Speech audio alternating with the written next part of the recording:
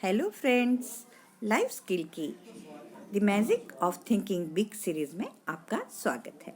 दोस्तों, आज हम इस सीरीज के दूसरे सोपान की बहाना साइटिस का इलाज कराएं, क्योंकि यह असफलता की बीमारी है। तो दोस्तों, क्योंकि सफलता का संबंध लोगों से है, इसलिए सफल होने के लिए यह बहुत जरूरी है कि आप लोगों को अच्छी तरह से समझ लें और लोगों का अध्ययन गहराई से करें। और जब आप ऐसा करेंगे तो आप देखेंगे कि असफल लोगों को दिमाग की एक बहुत भयानक बीमारी होती है और इस बीमारी को अपेंडिसाइटिस की तर्ज पर बहानासाइटिस का नाम दे सकते हैं। आप पाएंगे कि बहानासाइटिस की बीमारी सफल और असफल व्यक्तियों के बीच का सबसे बड़ा अंतर होती है।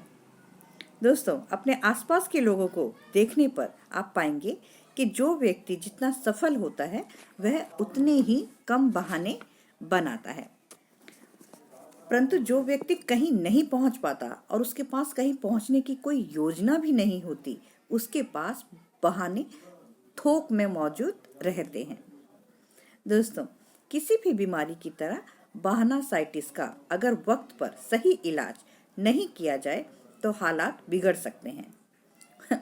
विचारों की इस बीमारी का शिकार व्यक्ति इस तरह से सोचता है कि मेरी हालत उतनी अच्छी नहीं है जितनी की होनी चाहिए। अब मैं लोगों के सामने अपनी इज्जत बचाने के लिए कौन सा बहाना बना सकता हूँ? बुरी सेहत, शिक्षा का अभाव, ज़्यादा उम्र, कम उम्र, बदकिस्मती, व्यक्तिगत विपत्तियाँ, बुरी पत्नी, माँ बाप की गलत परवरिश। पर लेकिन बहानासाइटिस की बीमारी भी कई तरह की होती है, परंतु मोटे तौर पर यह 4 प्रकार की होती है। सेहत का बहाना, बुद्धि का बहानासाइटिस, उम्र का बहानासाइटिस और किस्मत का बहानासाइटिस। ये 4 मेजर इसके एरियाज हैं जहां हम अक्सर बातें करते हैं, अक्सर अपनी बहानेबाजियां शुरू करते हैं। तो आइए देखिए कि हम इनसे किस तरह से बच सकते हैं। अब सबसे पहले सेहत का बहानासाइटिस। ये इसका 4 सबसे इसके लोकप्रिय रूप हैं। वो क्या? हम हमेशा बोलते रहते हैं कि मैं क्या करूं, मेरी तो तबीयत ही ठीक नहीं रहती। यह सेहत का बहानासाइटिस है। परंतु सेहत का बहानासाइटिस भी कई तरह का होता है। कई लोग बिना किसी बीमारी के उल्लेख के यूं ही कहते हैं कि मेरी तबीयत ठीक नहीं लग रही है, जबकि कई लोग अपनी बीमारी का नाम जोर देकर अंडरलाइन करते हैं और फिर विस्तार से आपको बताते हैं कि उनके साथ क्या क्या गड़बड़ हो रही है।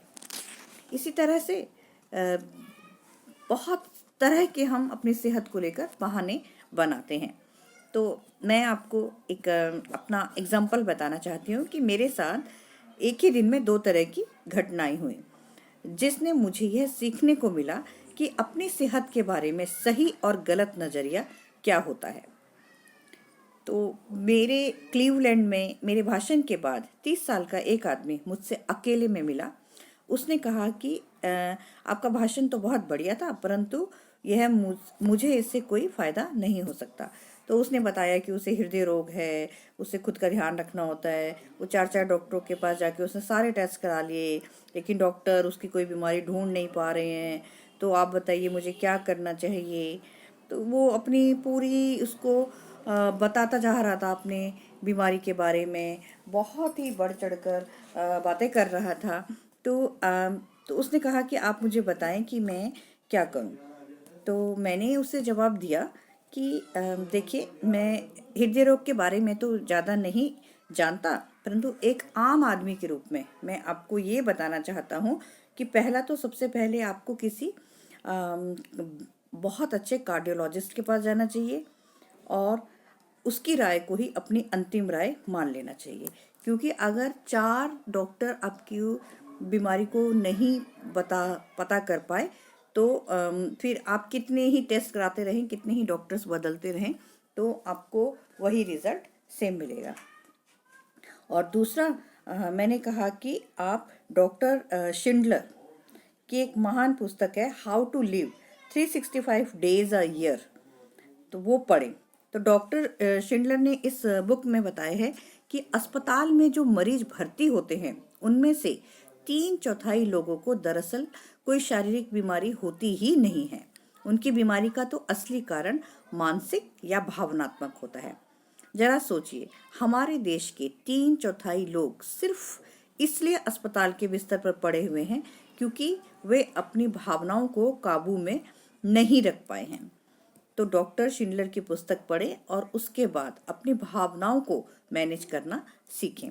और तीसरी बात यह है कि मैं तब तक जिंदा दिल बने रहने का निश्चय करूंगा जब तक कि मैं मर ही ना जाऊं। तो इस तरह से मतलब ये मेरा एक पहला अनुभव था। और उसी दिन मुझे अपनी फ्लाइट से टेट्राइड जाना था। तो जब मैं हवाई जहाज में बैठा था तो मेरी साथ वाली सीट पर मुझे अचानक से मतलब एक बहुत ही आवाज़ आई कि टक टक टक टक की आवाज़ सुनाई दी। यानी मैंने उस आदमी की तरफ देखा तो उसने कहा, डरिए डरिए डरिए नहीं, ये कोई बम नहीं है, ये तो मेरा दिल धड़क रहा है। तो लेखक को, ऑथर को बहुत ही हैरानी हुई मुझे। और मैंने कहा कि ये क्या, मैं मतलब, तो उसने बताया कि सिर्फ 21 दिन पहले मेरा एक बहुत बड़ा ऑपरेशन हुआ है और उसके दिल में एक प्लास्टिक का वॉल्व फिट किया गया था। और उसने बताया कि टिक टिक की आवाज़ कई महीनों तक आती रहेगी जब तक कि नकली वॉल्व पर कोई नया टिश्यूज नहीं उगाते हैं। तो मैंने उनसे पूछा कि अब वह क्या करने वाले हैं। तो उसने कहा कि मेरी तो बहुत सारी योजनाएं हैं। मैं सबसे पहले मिनेसोटा पहुंचकर वकालत करने वाला हूँ। शायद मुझे किसी दिन सरकारी नौकरी भी मिल जाए। और डॉक्टर ने मुझसे कहा है कि मुझे पहले कुछ महीनों तक सावधानी रखनी पड़ेगी, परंतु कुछ महीनों के बाद मेरा दिल बिल्कुल ब्रांड न्यू बन जाएगा। तो ये रहे दोस्तों स्वास्थ्य संबंधी समस्याओं के बारे में 2 अलग अलग नजरिए। पहला आदमी तो यह जानता भी नहीं था कि उसे कोई बीमारी थी भी या नहीं। इसके बावजूद वो इतना चिंतित, इतना परेशान था और हार के रास्ते पर जा रहा था और आगे नहीं बढ़ने के बहाने बना रहा था। और दूसरे आदमी का हाल ही में एक बहुत बड़ा ऑपरेशन हुआ था, फिर भी वह कुछ नया करने के लिए उत्सुक था। अपनी सेहत के बारे में दोनों की सोच में कितना बड़ा अंतर था। तो दोस्तों, हम सेहत के बहानासाइटिस से बचने के हमने 4 तरीके खोजे हैं। मतलब ये 4 उसके सर्वश्रेष्ठ वैक्सीन के डोजेज हैं। तो जो पहला डोज है दोस्तों, कि अपनी सेहत के बारे में बात ना करें। आप किसी बीमारी के बारे में जितनी ज़्यादा बात करेंगे, चाहे वह साधारण सी सर्दी ही क्यों ना हो, वह बीमारी उतनी ही ज़्यादा बिगड़ती जाएगी। बुरी सेहत के बारे में बातें करना कांटों को खाद पानी देने की तरह है। इसके अलावा अपनी सेहत के बारे में बातें करते रहना बुरी आदत है। इससे लोग बोर हो जाते हैं और आपको आत्म केंद्रित समझ लिया जाता है।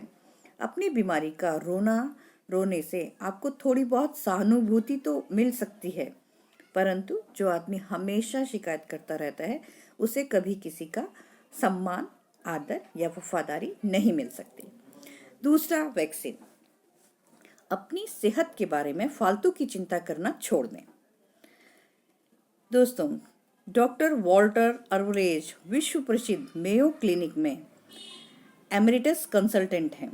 उन्होंने हाल ही में लिखा है कि मैं हमेशा फिजूल की चिंता करने वाले लोगों को ऐसा ना करने की सलाह देता हूँ।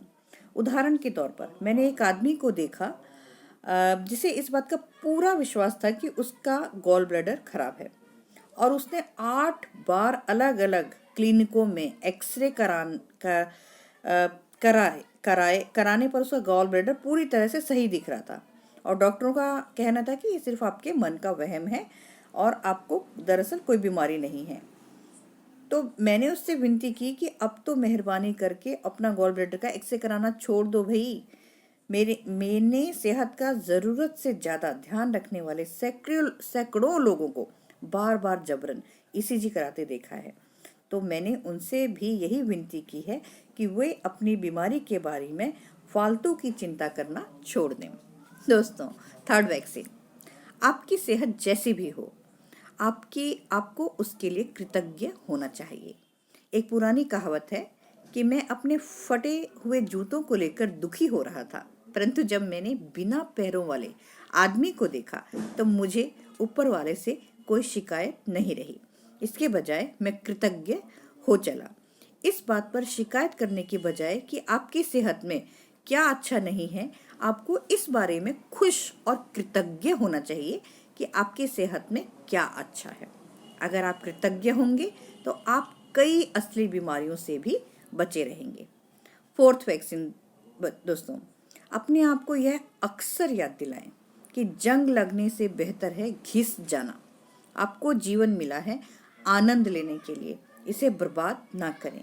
जिंदगी जीने के बजाय अगर आप चिंता करते रहेंगे तो आप जल्दी ही किसी अस्पताल में भर्ती नजर आएंगे। तो दोस्तों, ये थी हमारी सेहत की बहाना साइटिस। किस तरह से हम अलग अलग तरह के बहाने बनाकर अपने आप को सफल होने से रोकते हैं और उसी सेहत के बहाना साइटिस से बचने के 4 वैक्सीन डोजेस। तो दोस्तों, हम इन से अपने बहाना साइटिस को इस वैक्सीन से हम वैक्सीन लगाकर हम इसके चारों डोजेस लेकर इससे उभर सकते हैं।